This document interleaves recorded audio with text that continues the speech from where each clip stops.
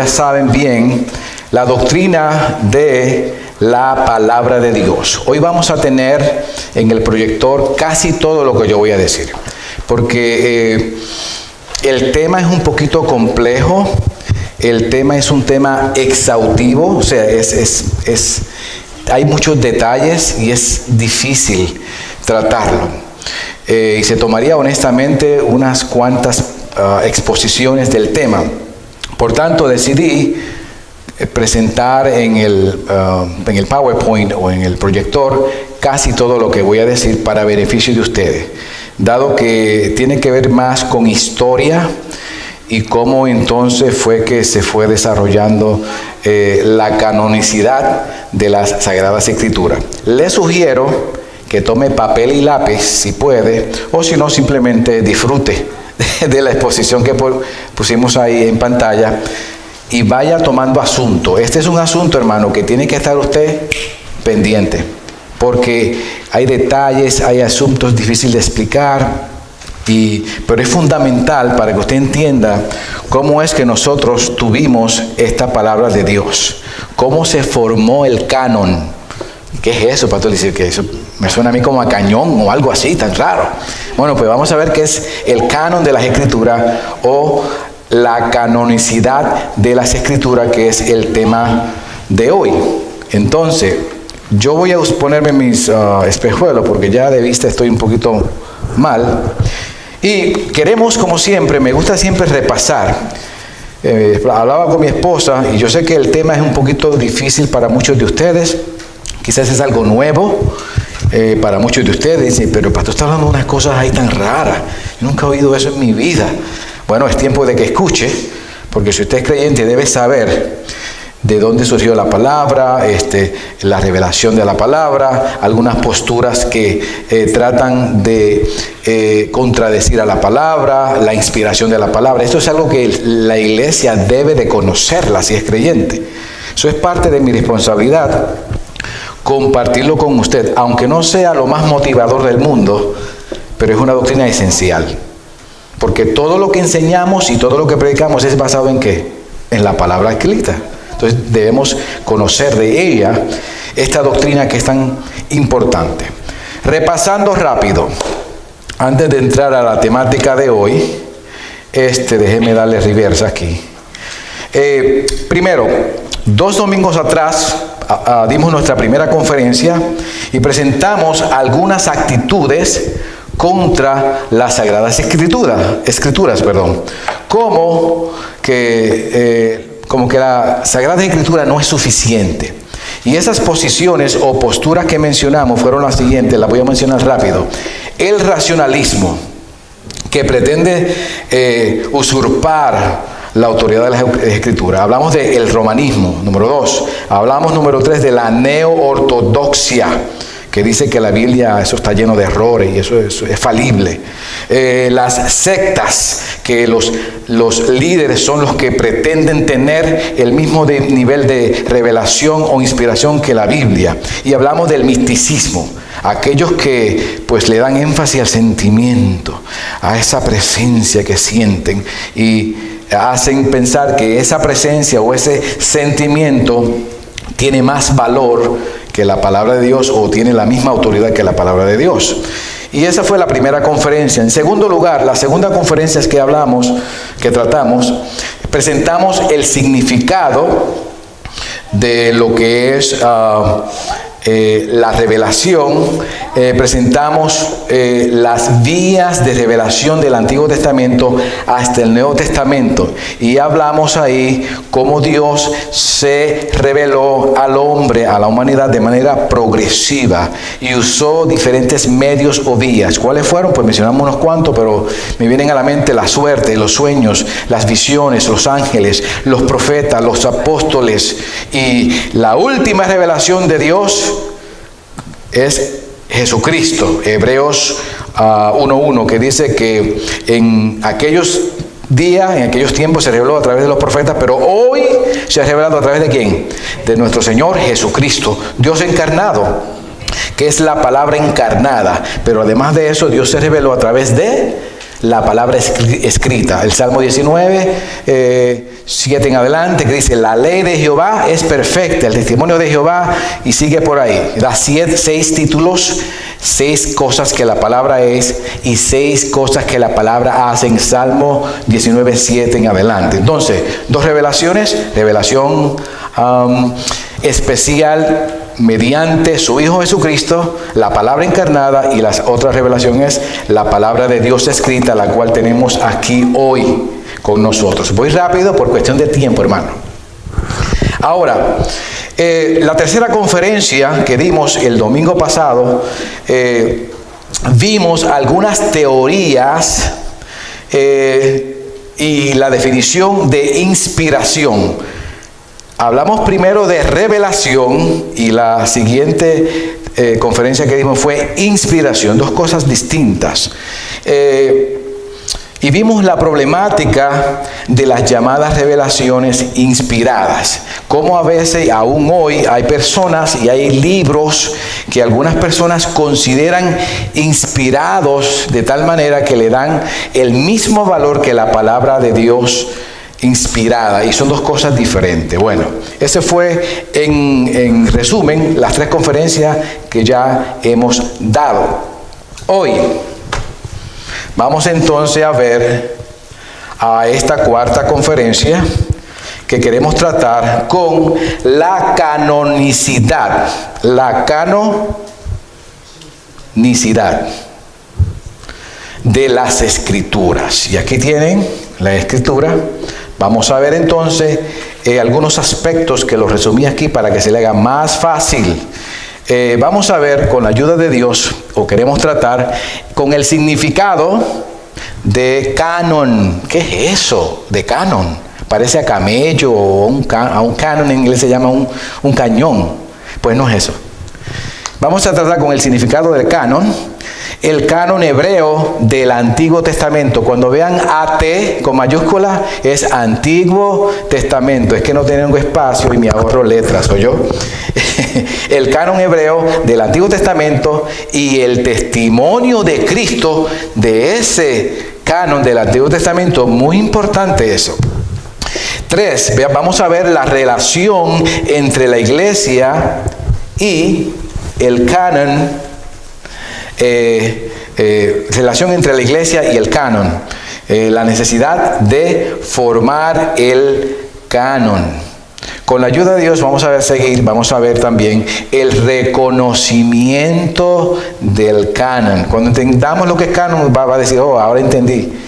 5, el canon del Nuevo Testamento. Y vamos a ver los libros apócrifos de manera breve, ya hemos hablado de esto anteriormente. Y finalmente, 7, el cierre del canon del Antiguo Testamento.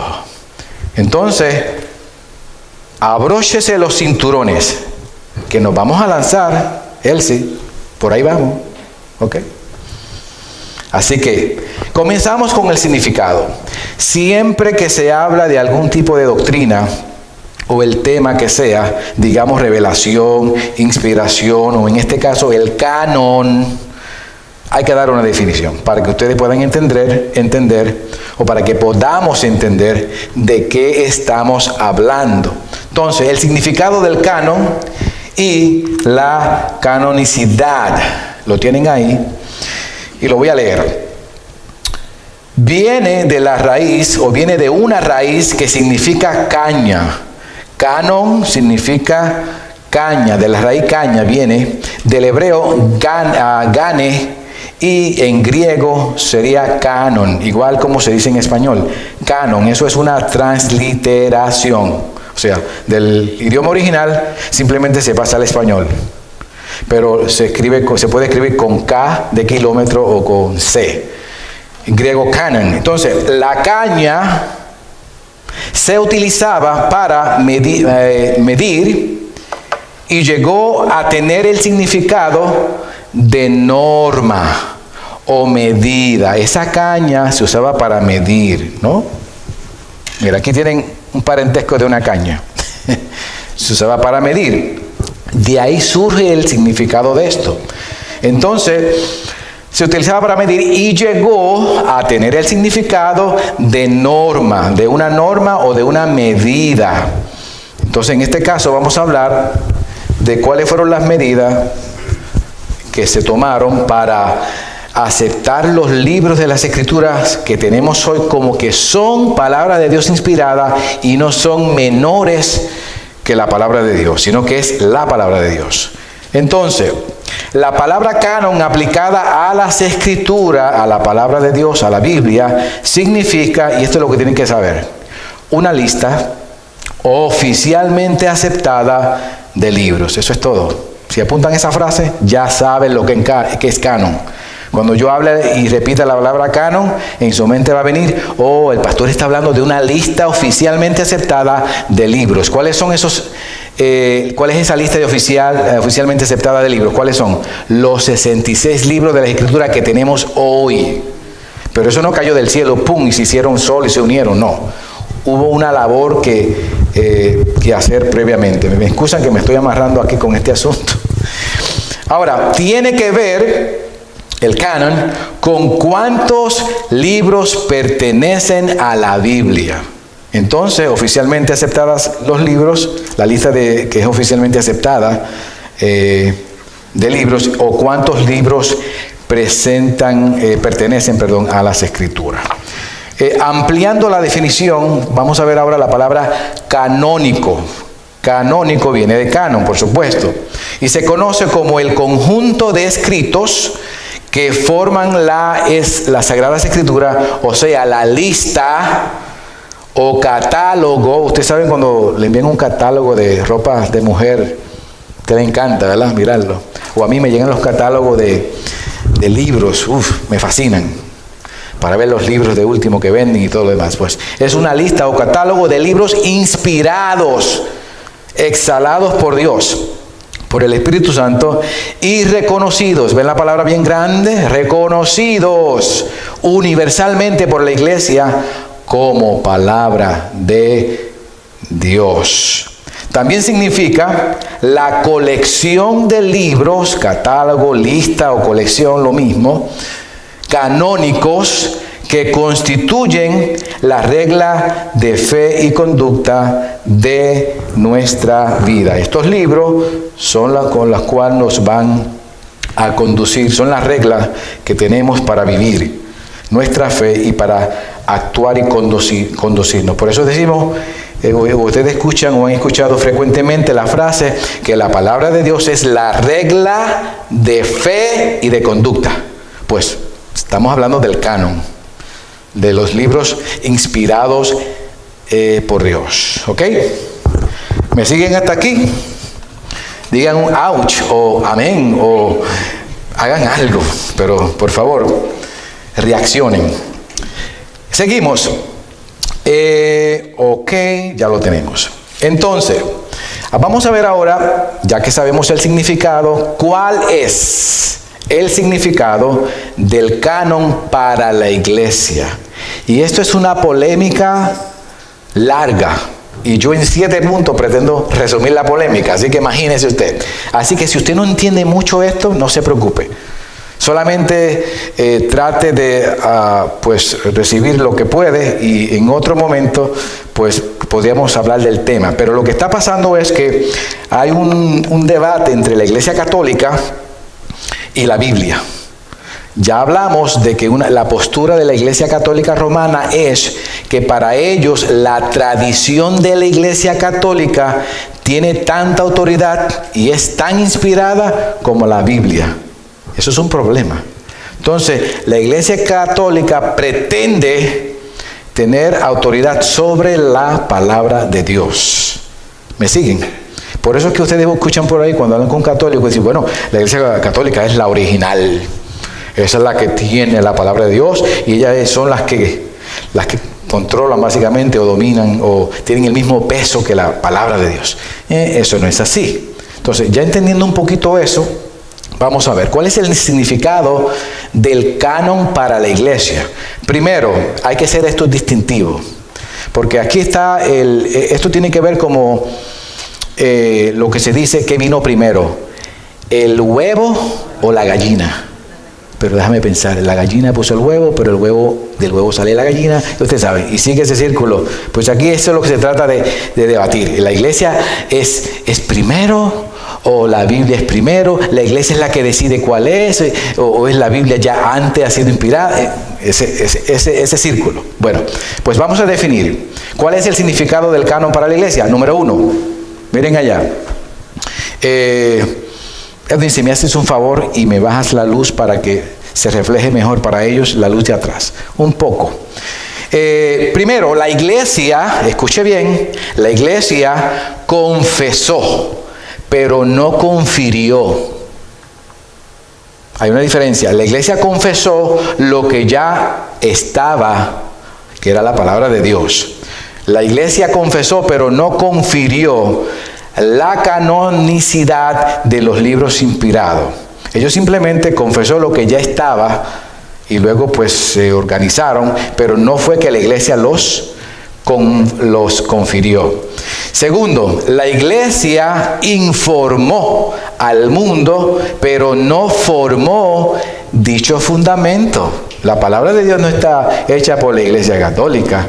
Ellos simplemente nos informaron al mundo, le informó al mundo, pero no formó dicho fundamento. Tercero, la iglesia fue editora, pero no la autora del canon.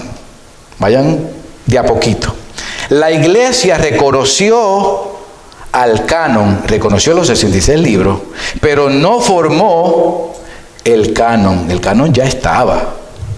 Ok, vamos a seguir. Quinto, el canon debe controlar a la iglesia. Los 66 libros son los que controlan a la iglesia y no a la inversa, no la iglesia al canon. Y es lo que hace pues la Iglesia Católica Romana, que le agrega, le quita, le pone y le añade y dice, bueno, no, nosotros tenemos inspiración de Dios también. Así que lo que dice el Papa también es palabra de Dios. Y tienen 20.000 libros agregados a la palabra de Dios. Bueno, 20.000 libros es una exageración, pero quiero decir muchas cosas agregadas. Sexto, el canon es una norma cerrada, terminada, completada, que nos ha sido dado una vez por todas. Judas 3, ese texto es muy valioso, lo vamos a ver al final. Séptima, la autoridad de los libros precede a la canonicidad. En otras palabras, antes que se organizaran los libros y se pusieran en el tomo, en el Antiguo, en el Nuevo Testamento, y se pusieran los 66 libros, ya esos libros tenían autoridad por ser libros inspirados por Dios. ¿Están conmigo aquí? Ok. Yo sé que la historia es un poquito, pero sin esto, hermanos, si no lo entienden, luego no van a tener el peso del valor del documento que tenemos hoy, la palabra de Dios. La autoridad de los libros, repito, precede a la canonicidad. O sea, los escritos bíblicos no tienen autoridad porque están en el canon, en la lista seleccionado de libros, sino que los escritos bíblicos están en el canon porque tienen autoridad divina, o sea, porque son inspirados por Dios. Aunque no haya entendido mucho, haga así, ajá, pastor, está bien. Esto tiene mucho aquí, solamente le estoy resumiendo la historia en 7 puntos, eso es sumamente complejo. Seguimos, tercera pregunta que queremos tratar entonces, para salir vivos hoy de aquí, bueno, antes de seguir a esta pregunta, quiero agregarle a lo que hablé que hubo 2 razones primarias por qué fue necesario canonizar a los libros del Antiguo Testamento y del Nuevo Testamento. Primera razón, a causa de la existencia de muchos escritos extraescriturales. En ese tiempo, y como siempre, habían otros libros, otras revelaciones que pretendían ser igual a la palabra y tener el mismo valor. Entonces, hubo la necesidad de organizar los libros y hacerlos en la Biblia. La Biblia, ¿sabe lo que es la Biblia? La palabra Biblia significa un conjunto de libros. O sea, la Biblia es una enciclopedia de 66 libros. Entonces, hubo la necesidad de hacer eso porque había muchos libros por ahí escritos por otras personas que pretendían usurpar y decían ser palabra de Dios también. Entonces, había que organizar esto. Segunda razón, al crecer el cristianismo comenzó a circular muchos escritos de cristianos. Eso hizo necesario que los judíos tuvieran cuidado para separar el canon hebreo del Antiguo Testamento de las Escrituras de la variedad de literatura religiosa no inspirada que se estaba produciendo en ese tiempo. Bien, ahora vamos a la tercera pregunta. ¿Cuál fue el canon, la lista de libros incluidos, hebreo, judío, de Cristo y de los apóstoles? ¿Cuál fue el canon hebreo judío de Cristo y de los apóstoles? En otras palabras, lo que la pregunta quiere decir es, ¿cuál fue la Biblia que usó Jesús? ¿Cuál fue la Biblia, por usar ese término, que usaron los apóstoles? ¿En qué libro ellos se afianzaron? ¿Cuáles libros estaban incluidos? Esto es bien importante, esta pregunta, porque para determinar si esta que tenemos hoy es la palabra de Dios, Jesucristo, ¿quién es Jesús? Jesús es Dios encarnado. Tuvo que reconocerlos. Y si en su ministerio Él los mencionó o hizo referencia a esos libros entonces se pueden aceptar como inspirados de Dios, porque Jesús mismo los avaló, los mencionó, los reconoció. ¿Me están entendiendo? Y si los apóstoles reconocieron algunos libros también, pues esos son los que son inspirados para separarlos de los no inspirados. ¿Me siguen? ¿Están aquí? ¿O tenemos que cantar un cántico para despertarlo? Ya, voy a hacer preguntas, eso es lo que voy a hacer. No. Bien, rápido. Entonces, ¿cuál fue el canon hebreo judío de Cristo y de los apóstoles? Las tres partes del canon hebreo judío la vamos a ver aquí. Tres partes. Se dividían en tres partes. Un poquito diferente a hoy, como la tenemos, pero son los mismos libros. Miren acá. Las tres partes del canon hebreo judío, la primera división era la ley. Y ustedes saben cuál es la ley. ¿Cuál es la ley? Los primeros 5 libros de la Biblia. Lo vamos a ver ahorita. Esa es la primera división. Segunda división, los profetas. ¿Y los profetas cuáles son? Parte del Antiguo Testamento. Son muchos profetas, mayores y menores. Luego vamos a ver. La tercera división son los salmos. Y los salmos se conocían también como los escritos. Cuando usted escuche la palabra escritos, están hablando de los salmos. Es lo mismo. Lucas 24, 44 es la referencia que ustedes pueden seguir ahí. Ahora, vamos a seguir. Vamos ahora a expandir lo que acabamos de hablar de las tres divisiones. La primera división es la ley, que también se le conoce como la ley de Moisés o el Pentateuco, que son los primeros 5 libros, ¿no? ¿Y cuáles son esos 5 libros? Pues Génesis, Éxodo, el Levítico, Número y Deuteronomio, perdón. La segunda división es ¿cuál? Los profetas. Y los profetas se divide en 8 libros, son 8 libros. Hay 2 tipos de profetas: profetas anteriores y profetas posteriores. A algunos le llaman profetas mayores o profetas menores. No es que sea mayor o menor en valor, sino es que los profetas mayores son los libros más grandes, que tienen más capítulos, como Isaías, digamos, y los profetas menores son los libros más pequeños que se escribieron. Entonces, profetas anteriores, aquí se incluyen a Josué, Jueces, Primera y Segunda de Samuel. En ese entonces no se dividía como hoy, que tenemos Primera de Samuel, Segunda de Samuel. No, era Primera y Segunda, un libro. Y Primera y Segunda de Reyes, un libro. Y están los profetas posteriores, que ahí se dividen en los mayores, Isaías, Jeremías, Ezequiel, porque si usted mira los libros son extensos, hay mucho escrito, y los profetas menores, que son los 12 restantes. Joel, que es un libro pequeño, creo que tiene 5 capítulos, si no me equivoco. Amós, Abdías, no sé si es Abdías que tiene solamente uno. Está Jonás, Miqueas, Nahum, Habacuc, Sofonía, Ageo, Zacarías y Malaquías, que son posteriores y son menores. ¿Ve? Entonces esa es la segunda división de la Biblia que usaba Jesús y los apóstoles en ese tiempo. Vamos a seguir. Tercera división, y ya concluimos esta parte, son los salmos o escritos. Salmos o escritos es lo mismo. Y eran 11 libros que aquí estaban incluidos en esta división. Estaban los poéticos. Y a ustedes, si hay alguno aquí que estudió instituto, esto lo debe saber ya. Porque en el Instituto Bíblico enseñan esto de manera básica. Pero creo que muchos no han estado en el instituto, pues tienen un instituto bíblico ahora mismo en este momento.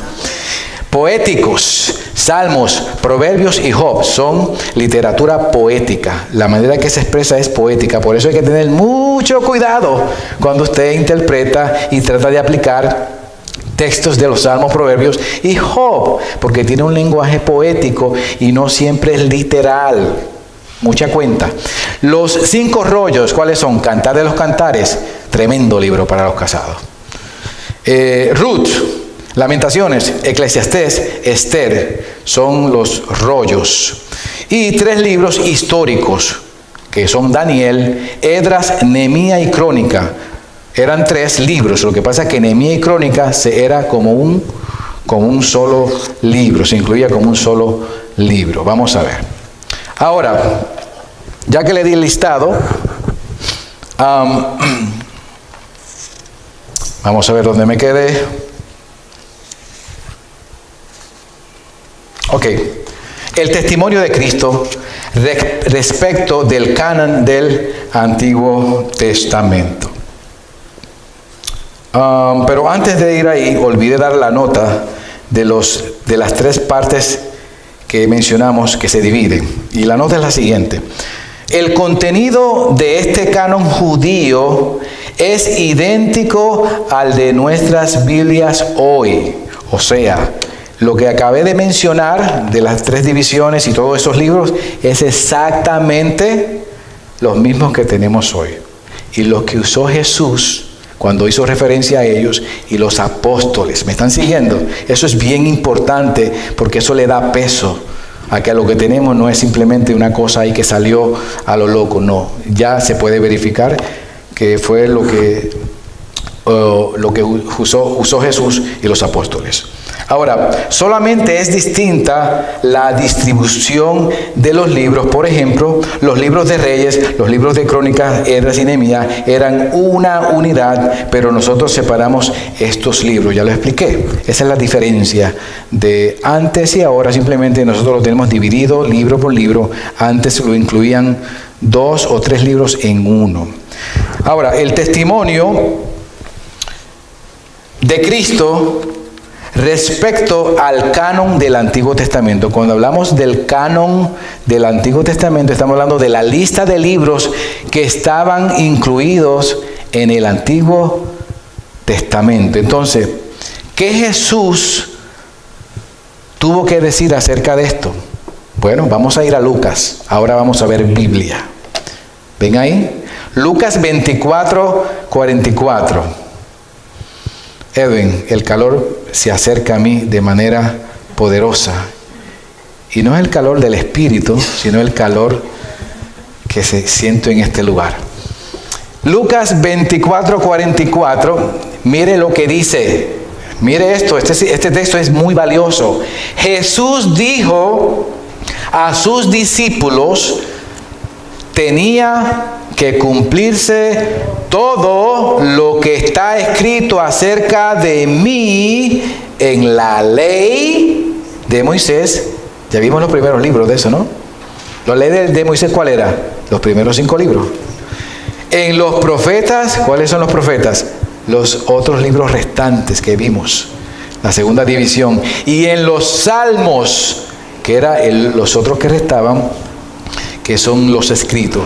Que en ese texto podemos ver que Jesús validó todo el Antiguo Testamento. La ley de Moisés, los profetas y en los salmos. ¿Y qué dice? Que tenía que cumplirse todo lo que está escrito acerca de ¿quién? De Él. Punto y se acabó. Jesús acaba de dar con esa expresión validez a esos libros que estaban presentes en ese día, que son los mismos que tenemos ahora en nuestras manos. Y Jesucristo no era un hombre común. ¿Quién era Cristo? Dios encarnado. El mismo que dio la palabra, que la inspiró, que la exhaló. ¿Ok? Esto tiene mucho peso. Marque Lucas 24:44. Entonces, ¿qué más? Aquí Jesús está indicando las tres secciones que ya mencionamos: la ley, los profetas, los escritos. Ahora, otro texto acá es Lucas 11:51. Lucas 11:51, que dice, también se encuentra en Mateo 23:35, perdón. Y Jesús afirmó lo siguiente: desde la sangre de Abel. Ok, siempre hago esta aclaración y ya ustedes lo están entendiendo. Cuando la Biblia habla de sangre, por lo general está hablando de muerte. Así que no lo tomen literal como que es la sangre que está cayendo. No. Aquí está haciendo una referencia porque sangre es una referencia a la muerte. Entonces está diciendo que desde la sangre de Abel, o sea, desde que murió Abel, desde la muerte de Abel hasta... ¿Y cuándo fue que murió Abel? Al principio, el libro de Génesis, ¿no? En el libro de Génesis que vemos la muerte de Abel, bien tempranito, ¿oíste? Ya en los primeros capítulos, segundo capítulo. Desde la muerte de Abel, que fue ya en los escritos de Génesis, hasta la sangre de Zacarías. Zacarías es uno de los profetas del Nuevo Testamento finales.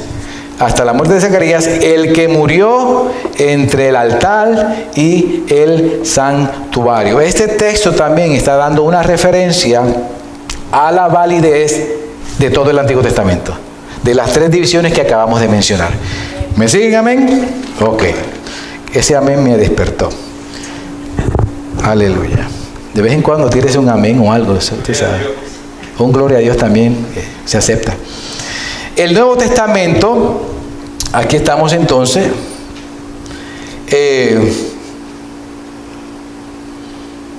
se refiere al Antiguo Testamento como escritura. Esto es bien importante. Entonces, el Antiguo Testamento, desde Génesis a Malaquías, esa es la primera parte. La segunda parte es el Nuevo Testamento. El Nuevo Testamento, vamos a ver referencias que hace al Antiguo Testamento para validar el Antiguo Testamento como que es palabra de Dios. Luego vamos a ver el Nuevo Testamento, pero estamos bregando con el Antiguo por el momento. Y tenemos un texto aquí importante que Jesús, una vez más, y cuando Jesús habla es autoritativo. Todo lo que Jesús diga es autoritativo. Mateo 21:42, les dijo Jesús: ¿no han leído nunca en las Escrituras? Cuando Cristo hace referencia y usa la palabra escrituras, está hablando de toda la escritura desde Génesis a Malaquías. En esa frase ya Jesús está dando autoridad a esos libros, y por eso les reclama a los fariseos: pero ustedes no han leído el Antiguo Testamento, pero ustedes no han leído las Escrituras. Esas son las Escrituras. Y ahí hay muchos textos que no se los voy a dar, se los puse ahí para que se vea bonito y además sepa que hay muchos textos más que hacen referencia a lo mismo. Solamente le comparto el último acá, que es, si lo ven acá, lo pasé. Ya me pasé, espérese. Aquí, ven a Juan, nos dice Juan 7:38, que también dice: como dice la Escritura, otra referencia al Antiguo Testamento, dado a entender con esto el conjunto de libros de canon hebreo desde Génesis hasta Malaquías. ¿Ok?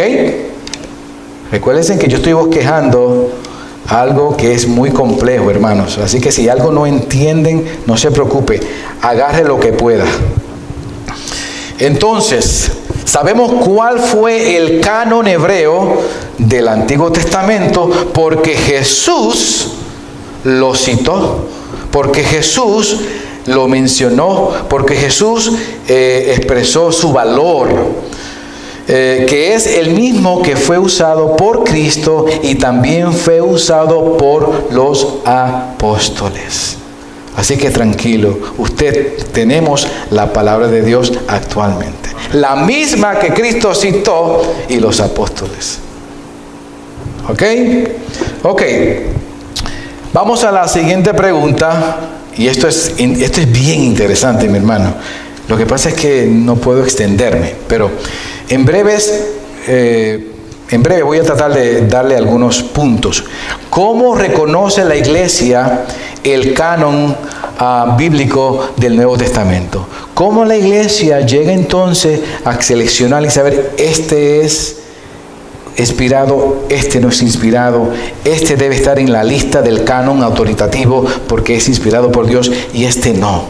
Bueno, hubieron otras preguntas, y fíjese que aquí ahora estamos hablando del Nuevo Testamento. Ya verificamos que el Viejo Testamento muy fácil fue, pues se pudo llegar a la conclusión de que era palabra de Dios, pero ahora vamos a lidiar con el Nuevo. Bueno, pues hay ciertas cosas que se tuvieron que tomar en cuenta. La primera es apostolicidad, que viene de apóstol. ¿Fue escrito el libro por algún profeta o apóstol? Si el libro fue escrito por algún profeta o apóstol, ya reconocido, ¿no? Como Pablo, ¿no? Como Pedro, pues tiene peso. Entonces debería ser incluido en el canon. Porque los apóstoles son ¿qué? Dice Efesios 2:20, ¿qué dice? Que los apóstoles y profetas son el fundamento. Son los que nos han dado el fundamento. O sea, las enseñanzas que Jesús les dio a ellos las escribieron más tarde en el Nuevo Testamento. Entonces la pregunta ¿fue escrito el libro por algún profeta o apóstol? El libro tenía que tener un profeta, apóstol reconocido como su autor o uno asociado con ellos, como en el caso de Marcos. Marcos no fue un apóstol, Lucas tampoco. Y el libro de Hebreos no se sabe realmente quién fue el autor. Se piensa que fue Pablo, o algunos piensan que fue Apolos, no se sabe. Y el libro de Judas, no estamos hablando de Judas Iscariote, estamos hablando de otro Judas. Pues ellos estaban muy asociados. Por ejemplo, Lucas andaba en el ministerio con Pablo. Lucas era un doctor. Y cuando le daban las palizas a Pablo, pues aquí está, venía Lucas a sanarlo como doctor, a ayudarle. Por tanto, ese era un punto importante para considerar y reconocer que era un libro se podía incluir en el Nuevo Testamento como parte del canon. Segundo asunto que había que considerar era el contenido de ese libro. Y luego vamos a ver los libros apócrifos y vamos a ver por qué los libros apócrifos nunca fueron aceptados ni pueden ser aceptados como parte del canon de las Escrituras. El contenido, ¿tenía suficiente carácter espiritual? Es la pregunta. ¿Tenía suficiente carácter espiritual? Pues ese era un punto importante. Universalidad. ¿Fue aceptado ampliamente? El libro necesitaba de un consenso general por parte de la iglesia como libro inspirado. Si tenía ese consenso general, ok, eso estaba indicando que sí era palabra de Dios, inspirada. Cuarta, inspiración. Evidenciaba internamente que era un libro inspirado. El libro no podía estar en desacuerdo o contradecir las escrituras previamente reveladas, porque si contradecía las enseñanzas que ya estaban reveladas, eso indicaba que entonces no puede ser palabra de Dios, porque Dios no se contradice. Y ese es el problema con los libros apócrifos. Bien, ¿estamos aquí? Seguimos. Ok, resumiendo lo dicho, entonces los varios concilios que se reunieron en la historia de la iglesia para considerar el canon, no votaron por la canonicidad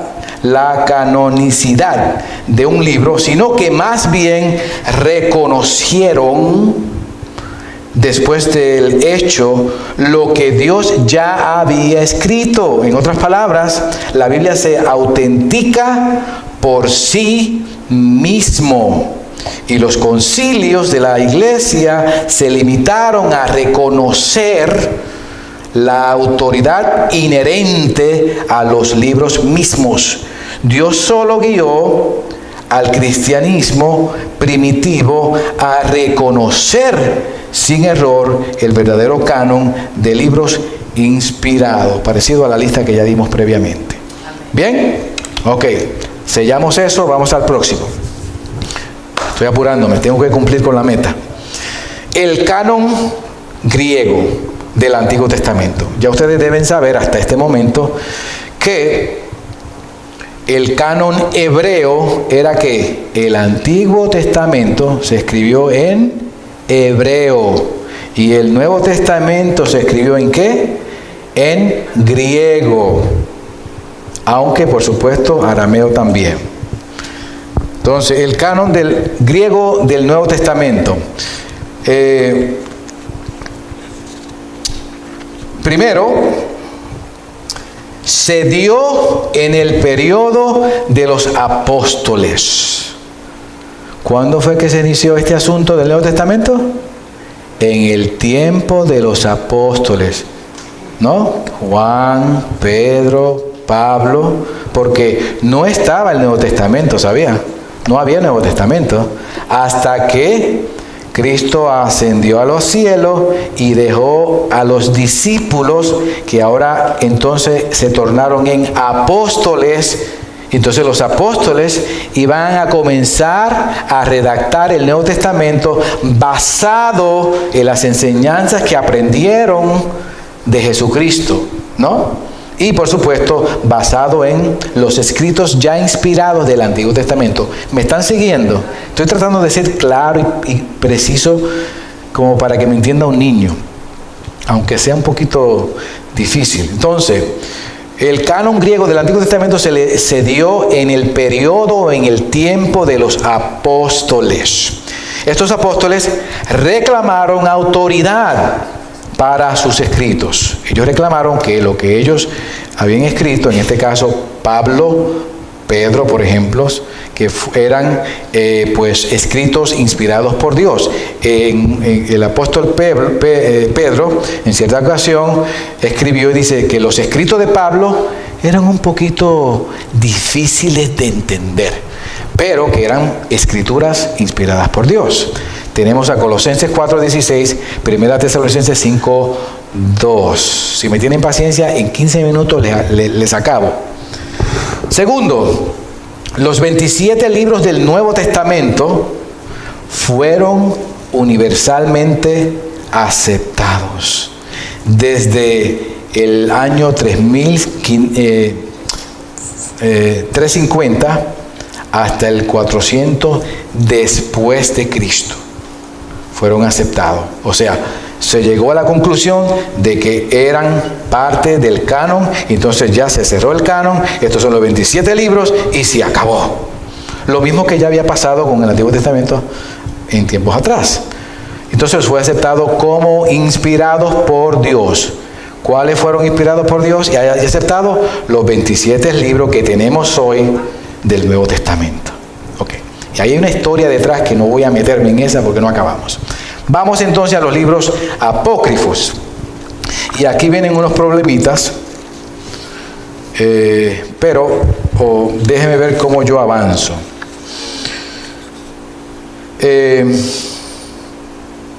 Ok, vamos a simplificarlo. Vamos acá. Los libros apócrifos. Definición. ¿Qué son los libros apócrifos?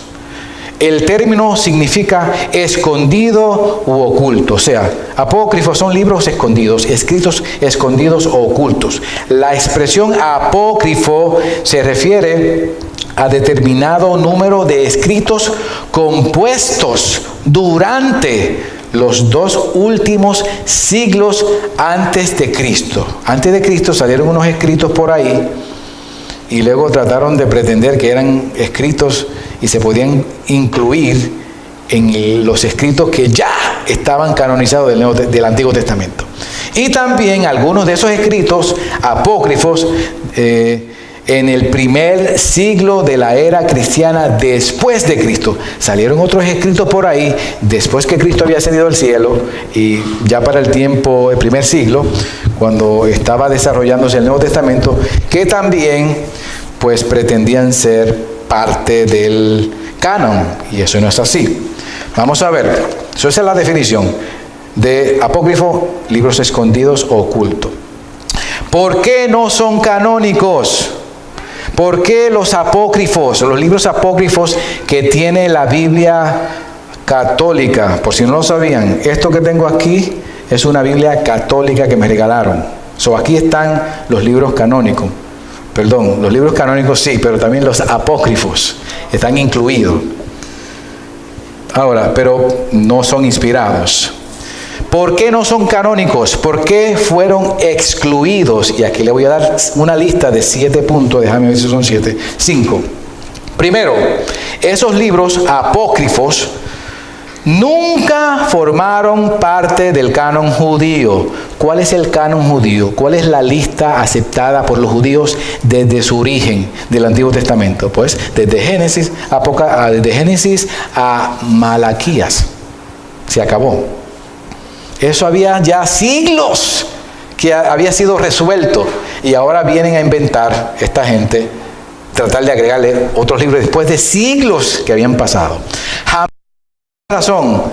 Jamás fueron citados por Jesús. Jesús nunca citó esos libros, ni por los apóstoles como palabra de Dios, y los apóstoles tampoco. Así que, nacarile, como dice el boricua, no te vista que no va. Tercero, los mismos libros apócrifos delatan no ser de inspiración divina. Cuando usted los lee, es fácil detectar que no pueden ser inspirados porque tienen cosas raras. Cuarto, enseñan doctrinas contrarias a las que revelan los libros canónicos, como oraciones a los muertos y cosas así. Quinta, la mayor parte de los apócrifos fueron escritos luego que el canon del Antiguo Testamento se hubo cerrado. El canon hebreo judío era un canon cerrado al final de la era profética 400 antes de Cristo. Estos libros vinieron muchos años después. Para darle una idea, la Reforma tiene 500 años de existencia. Cuando comenzó la Reforma, para ese tiempo fue que la Iglesia Católica trató de inyectar a los libros ya canónicos estos libros. Por supuesto, ¿con qué motivación? Para poder justificar todos los disparates y doctrinas y las prácticas que ellos tienen que no son bíblicas, pero están justificadas con algunos de los libros apócrifos. Ok. Vamos acá, otra más. Estamos terminando. Ustedes tienen mucha paciencia conmigo. Se lo agradezco. Están despiertos, eso es bueno. No me ha pasado como a Pablo y el joven todavía. Si me pasa no hay problema, le echamos agua y le hacemos una aspersión de estilo católico, ¿no? Ok, bien, entonces nos quedamos en la parte de... perfecto, esta área es importantísima. El canon del Antiguo Testamento, o sea, cuando hablamos de canon, ¿estamos hablando de qué? de la lista de libros aceptados como inspirados como palabra de Dios. Ese es el canon. Entonces, el canon o la lista de libros incluidos ya como palabra de Dios del Antiguo Testamento, Génesis a Malaquías, y el canon del Nuevo Testamento desde Mateo hasta Apocalipsis, ¿no? Está cerrado. Esto es importantísimo, porque hay un montón de gente que los quiere abrir y constantemente lo están abriendo. No, a Dios se le escapó algo. Él me reveló ahora algo nuevo, agréguenlo. No. Está cerrado hace tiempo, hermano. Pero otros por ahí quieren abrirlo, pero no es así. Entonces, primero, rápido, la Escritura es suficiente y ofrece todo lo que necesitamos para toda buena obra. 2 Timoteo 3, 16 al 17. Toda escritura, no dice alguna, toda escritura es inspirada por Dios, útil y da la lista.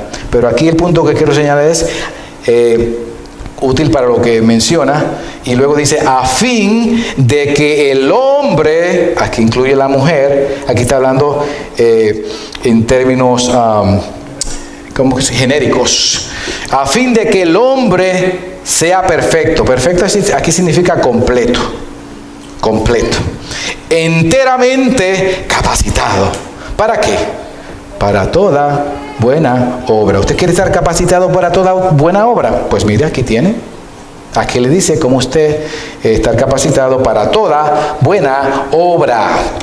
Entonces, la Escritura es suficiente y ofrece todo lo que necesitamos para toda buena obra. Segundo, las Escrituras las Escrituras reveladas está completa y no hay necesidad de añadirle ni quitarle. Ya está completa, hermano. Déjese de tratar de quitar y poner. Apocalipsis dice y da una advertencia fuerte. Y Apocalipsis fue el último libro que se escribió, como quien dice, esto es final. Juan, Dios lo inspiró y dijo, bueno, esto es final. Así que la última palabra Dios la dijo, y en Apocalipsis, el último libro, dice 22, 18 al 19, a todo el que escuche las palabras del mensaje profético, de este libro, le advierto esto: si alguno le añade algo, Dios le añadirá a él las plagas descritas en este libro. En este libro está hablando de la palabra de Dios. Y si alguno quita palabras de este libro, Dios le quitará su parte del árbol de la vida y de la ciudad santa descrito en este libro. Así entonces fue que el Espíritu Santo cerró el canon de las Escrituras. Ya estamos aterrizando el avión, así que amárrense en los cinturones, pónganse en el asiento, que ya el avión va aterrizando. El canon de las Escrituras revelada, además de estar completo, ya cerrado, el canon de las Escrituras fue completado y cerrado de una vez y por todas. Dios cerró el canon, la lista de libros inspirados, exhalados por Él, ya le puso fin, cierre, y no va a abrirse más. Judas 3, ese texto lo pueden buscar si desean conmigo, o si no, lo tengo aquí. Lo tengo en una versión distinta. Pero Judas 3 dice, un texto tan pequeño, un libro tan pequeño y tanta fuerza que tiene los versos ahí. Dice, si sigan luchando, la otra versión, la Reina Valera, dice, contendiendo ardientemente. Aquí dice, sigan luchando vigorosamente. ¿Por qué es que hay que pelear y luchar? ¿Por qué aquí nos dice Judas que hay que pelear y luchar, pero de manera violenta, ¿oyó? Hay que fajarse, como dice el boricua. ¿Por qué? Por la fe encomendada una vez por todas a los santos. ¿Bien? ¿Ven la palabra fe? ¿Qué es eso? ¿Qué fe está hablando? Yo le he hablado de esto unas cuantas veces. pero déjeme expresarlo rápido, o lo voy a leer rápido. La fe aquí significa una y única fe, o sea, no hay otra fe. Esta única fe es una fe objetiva, es la suma total de lo que los cristianos creen. Esta única fe que es objetiva se refiere a todo el cuerpo de revelación divina o a todo el cuerpo de doctrinas que contiene las Escrituras. O sea, se trata del canon completo de las Escrituras desde Génesis hasta Apocalipsis. Aquí fe significa el total de las enseñanzas bíblicas. Por eso es que usted tiene que ponerse los guantes, y si alguien trata de agregarle y ponerle o quitarle o decir otra cosa que no es bíblica, usted tiene que contender. Fíjese qué interesante que la palabra que usa la Reina Valera es contender, y muchos dicen, pero déjese de contienda, usted es cristiano, usted no debe contender. Pues la Biblia dice que sí. Es que hay dos tipos de contienda. Está cuando usted contiende por estupideces y cosas que no valen la pena, y está cuando usted contiende por la verdad.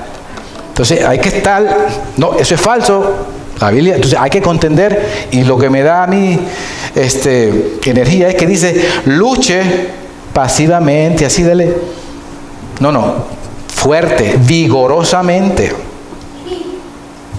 por la fe encomendada una vez por todas. Mira la palabra una vez por todas, estamos aterrizando. Una vez por todas, o una vez dada, dice otra versión, se refiere a algo hecho para siempre, hecho con resultados eternos, sin necesidad de repetición. Es decir, a esta única fe objetiva, la revelación divina, o sea, toda la Biblia, nada necesita ser añadida, pues nos fue dada una vez y para siempre, una vez y por todas, y no debe ser editada. En otras palabras, la Biblia ha quedado fijada para siempre en su forma original y presente. Hermano, si le doy duro esto es porque quiero que se le quede de una vez y para siempre en su mente este concepto, esta realidad bíblica. Amén. Entregada, ¿ven la última palabra? Esto lo que estoy haciendo es partiendo el texto en pedazos. Dice que contendamos, luchemos vigorosamente por la fe, encomendada una vez por todas. Encomendada. Aquí encomendada o entregada, dice otra versión, indica un acto completo en el pasado sin un elemento de continuación. Que sea, o sea, significa que esta única fe objetiva que ya se nos ha sido dada no fue descubierta por los hombres, sino que fue dada, se nos fue entregada a los hombres por Dios. Fue entregada ya por Dios, fue ya encomendada por Dios. Bueno, concluimos. Oye, casi lo logré. Dios ya nos ha dado el cuerpo de enseñanza o doctrina, y es definitivo. Y está completo. No hay que agregar, no hay que quitar. ¿Usted quiere saber? Simplemente lea, indague, y el Espíritu Santo le va a iluminar. Tenemos la única revelación especial escrita ya. El canon hebreo y griego, porque el Antiguo Testamento es hebreo y el Nuevo es griego y arameo, los 66 libros de la Biblia. Vamos a estar de pies. Cumplí con mi cometido. Si puede, por favor, póngase de pies, vamos a orar. Necesito que me cierres la grabación, ambas. Sí, la de arriba. Vamos entonces a la de arriba primero. Sí. Vamos a orar. Estamos grabando estas cintas.